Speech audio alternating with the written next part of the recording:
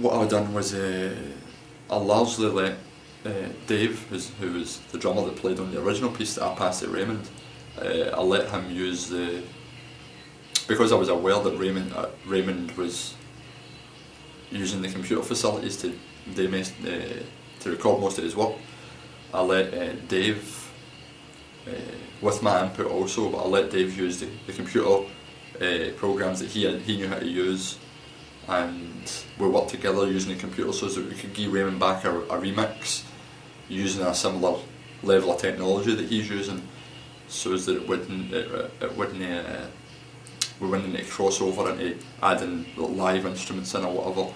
So we used the computer technology to be able to remix his piece.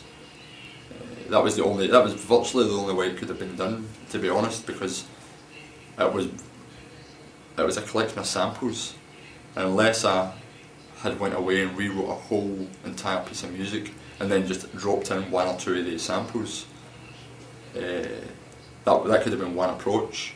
But the more obvious and smoother approach was to remix the material that he had gave us.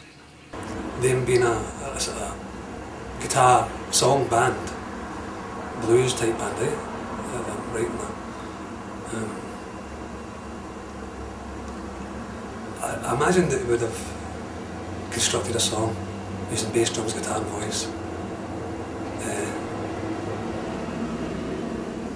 But as it turned out, I understand that Dave, the percussionist and drummer, programmer, took the initiative, and what he delivered I'm actually quite happy about. He's taken the train and brought it at the beginning, which I thought that was a good move. It could have been obvious, but what follows was, what he gave me was a train waiting at the station. So I like to think of it as an overture to Cross. I'm thinking along these lines, and I've also written a piece for it, so it did inspire new ideas, and really that's the objective of this exercise. I'd like to hear Billy giving us a blaster of a lead solo. Basically we call it in the jazz taking a solo. It's not to be heard. But nice to hear it. It's not a bad guitar player, Billy.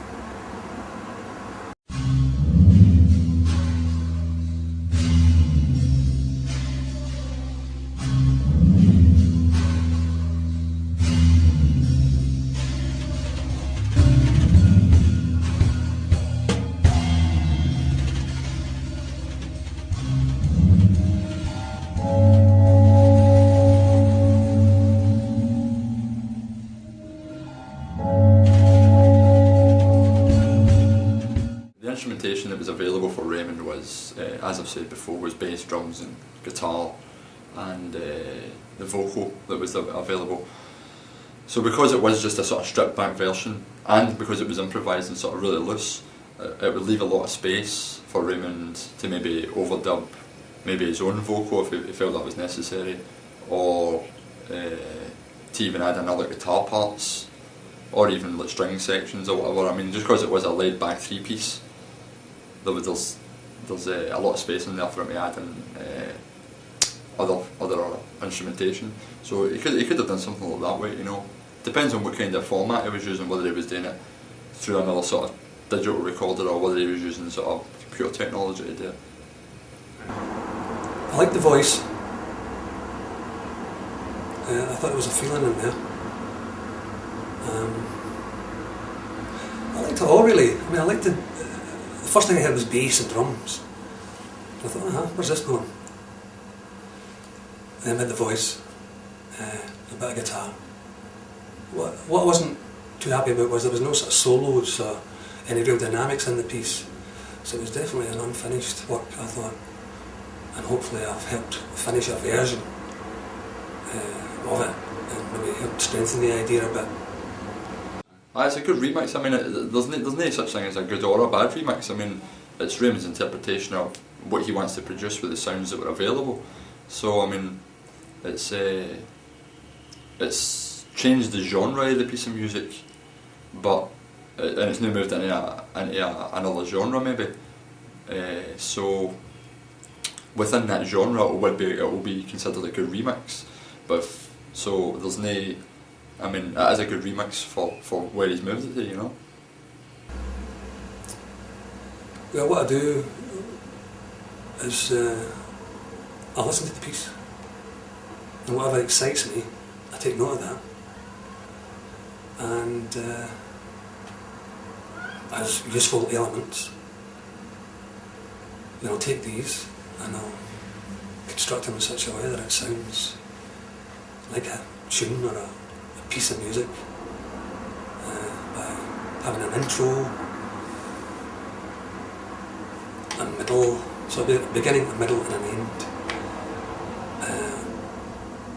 and the end can turn up first, like they say, and it can be trouble when that happens. You get a good ending. But basically I like to identify the interesting, whatever pops up, whatever excites me, I'll take it and I'll use it.